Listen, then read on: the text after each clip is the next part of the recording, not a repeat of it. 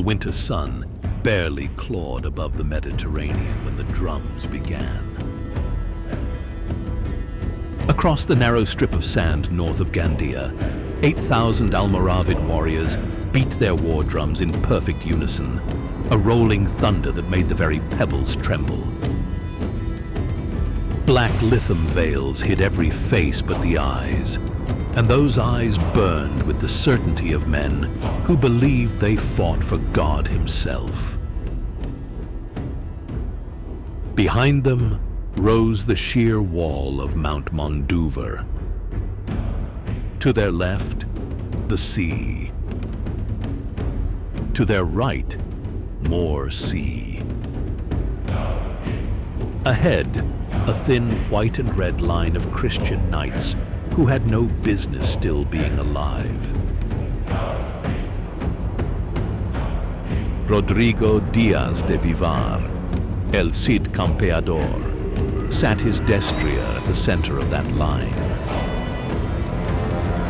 50 winters had scarred his face, but the eyes beneath the nasal helm were colder than the January wind. He had been exiled, betrayed, and hunted for years. Now, on this strip of beach barely 2 bow shots wide, the greatest jihadist army Spain had ever seen had come to finish him. And they had brought the sea itself as an ally. From 20 warboats anchored just beyond the breakers, Almoravid archers loosed volley after volley. Arrows hissed overhead like a storm of iron locusts, thudding into shields, into flesh, into the wet sand behind the Christian rearguard. There was nowhere to retreat. The surf soaked their boots. The cliffs mocked any thought of flank.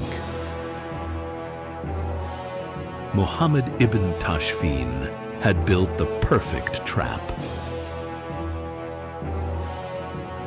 The drums quickened. The Berber center advanced downhill in a forest of lances and round shields painted with crescents. Their black banners snapped above a tide of white turbans. The Christians, perhaps 2,000 souls, felt the sand shift beneath them like the deck of a sinking ship.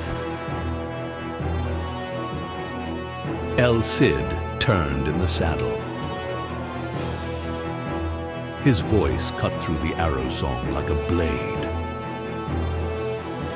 Brothers, today we have no castles to hide in, no walls to save us. Today, the sea is our rearguard, and God himself is our witness. If we stand, Valencia stands. If we break, Christendom bleeds for 100 years. Will you die on your knees or carve your names into eternity on their bones? A roar answered him. Half Latin, half Arabic, all defiance. He drew the straight, merciless sword that had drunk Saracen blood from the Ebro to the Tagus. Sunlight flashed along its edge like a promise. Por Santiago y por España. He spurred forward. The charge began not as a gallop, but as a slow, inexorable walk. 50 heavy knights in mail hauberks, white surcoats blazing with red crosses, lances lowered like a moving fortress. Behind them came the lighter ginettes, then the footmen with kite shields raised against the sky that still rained death. The Almoravids met them with a wall of spears and a howl of Allahu Akbar. Steel, met steel. The first rank of Berber lances shattered against Castilian shields. Horses screamed. The second rank hit at full tilt, lances punching through lamellar and mail as if they were parchment. El Cid was in the thick of it, sword rising and falling in terrible arcs, carving a red path through black veils. The center buckled. Then it cracked like pottery under a hammer. Black veils turned to flee. Shields were thrown away. Men who had marched to conquer Spain now ran for the boats that had betrayed them, trampling their own wounded in the surf. The pursuit was merciless. Christian knights rode them into the shallows, lances skewering backs, swords rising and falling until the tide itself ran crimson.